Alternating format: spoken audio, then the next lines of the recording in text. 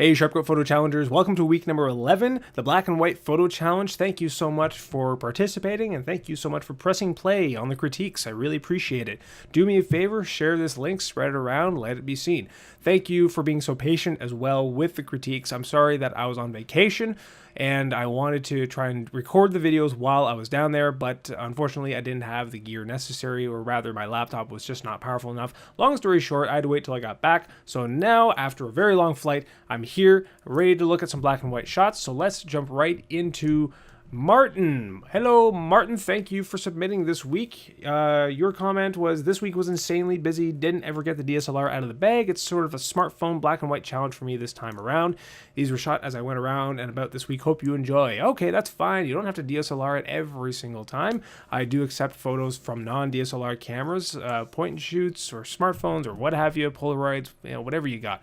But thank you for at least participating and not saying, well, I don't have the DSLR, guess I can't do it. You did it anyway, so pat yourself on the back. So let's see some of your shots here. Shadow puppets. A surreptitious moment while having dinner with friends last night. Given the play of shadows and light, it seemed like an ideal reason for a black and white image. And good that you noticed such an opportunity for that. Black and white shadow puppets. Very good. This Pure Life water bottle kind of kills it a little bit. Actually, it does both. It kind of lends itself a little bit to it because it breaks it all up. It's something completely different. It's not shadows at all, but ultimately it is kind of distracting there. So maybe could have done without that. I'm not sure why he decided to include it, but there you go. Lost. Spent altogether too much time in a hospital this week. No bad ending. Fear not. Okay, thank God. Made for a lot of long hallways and moody lighting. This one didn't turn out as well, but I'm still cool with it. Okay, and yeah, there are opportunities there when you're roaming the halls of a hospital, and you do have to kind of be careful because not everybody in a hospital likes their pictures taken. Take it from my family, my mom and sister who are nurses, they don't really like it, but brave you. This one, yeah, I don't have much going on. It does tell a little bit of a story actually, because this gentleman walking into the end of the hall here.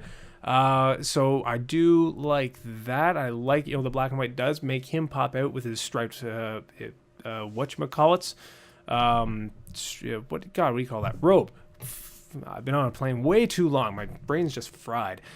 So I do like how he pops out. It actually, what it reminds me of? It reminds me of that commercial, something about drugs and intervention. It was like back in the 90s, and it had that song, He Ain't Heavy, He's My Brother, playing through it. That was a black and white one. That took place in a hospital. This reminds me a lot of that. So I think that's what I'm connecting with on this.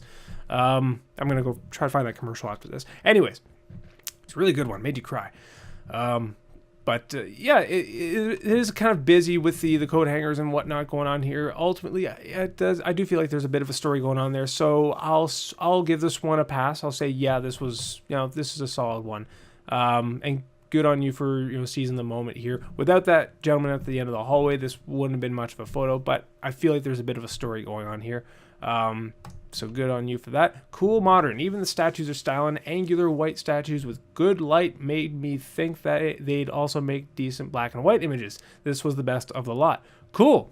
And yep, you're right. It would make a good black and white image. And you know what? I'm willing to bet that with color, it would have been very weak, because there would have been a lot of color anyways. It's a white statue against what I'm assuming is like a dark beige or brown wall or something like that. Something darkly colored, and otherwise it wouldn't look that great. Convert it to black and white, and boom, you have art, and that's what you get. So this is, I like how it has umphed that a little bit. Grainy as all hell, but you took it with your smartphone, so I'll give that a pass. And yeah, there we go.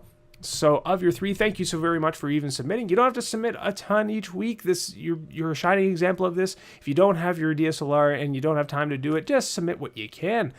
Just the practice of the act of practicing with any camera that you have around you, that is the important thing.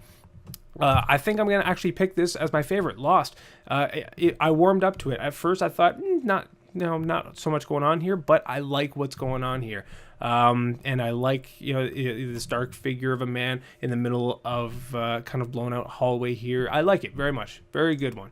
I dig it. So thank you very much, Martin, for participating this week. If you wanted to get more info on the challenge or send more people over to get involved in the challenge, send them over to sharpgo.com/blog. Share the link around. More updates on the challenges, critiques, and tips on fulfilling the challenges each week go up there. So thank you once again for participating this week, Martin, and we'll see you next week.